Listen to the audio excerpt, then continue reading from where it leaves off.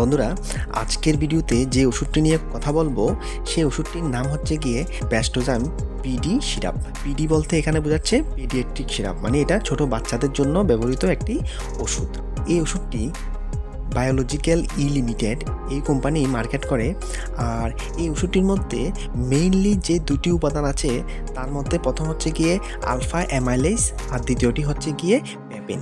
এই দুটিই digestive enzyme, যেগুলি হজমে সহায়তা করে। তো মনে রাখবেন, এই ওষুধটি কখন ব্যবহৃত হয়?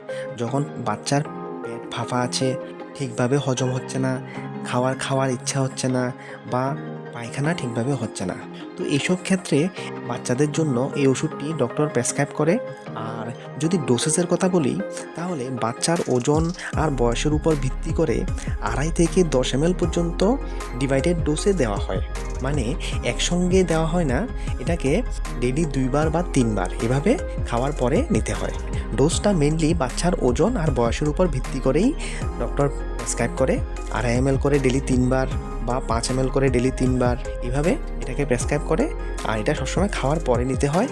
আর যেসব বাচ্চারা খাবার খায় না বা একবার খেলে আর দ্বিতীয়বার খাওয়ার ইচ্ছা করে না, পেট ফেপে থাকে, হজম ঠিকভাবে হয় না, পায়খানা ডেলি ঠিকভাবে করে না, একদিন পায়খানা হয় আবার 3 দিন পায়খানা হয় না, এই ধরনের সমস্যা কিন্তু বাচ্চাদের মধ্যে কমন। বাচ্চার মা বাবা এটা ভালোই জানে, যাদের ঘরে বাচ্চা আছে তারা সবাই জানে যে বাচ্চাদের মধ্যে এই সমস্যাটা খুব কমন। তো এই ক্ষেত্রেই এই ওষুধটি ব্যবহৃত হয়। এটা একটা হজমের ওষুধ।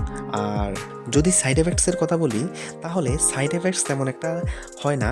তবে যদি ওভার ডোজ দেওয়া হয় তাহলে অনেক সময় পায়খানা নরম হয়ে যায় বা ঘন ঘন পায়খানা হতে থাকে। বেশি পরিমাণে ওভারডোজ দিলে তখন লুজ মোশনও হতে পারে বা পায়খানা খুব নরম হতে পারে। ওই ক্ষেত্রে ডোজটাকে কমিয়ে দিতে হবে, নতুবা কিছুদিনের জন্য ওষুধ বন্ধ করে ডক্টরকে ইনফর্ম করতে হবে। ওষুধটিকে যদি স্টোর করতে যান তাহলে নর্মাল টেম্পারেচারে 25 ডিগ্রির থেকে কম টেম্পারেচারে রাখবেন।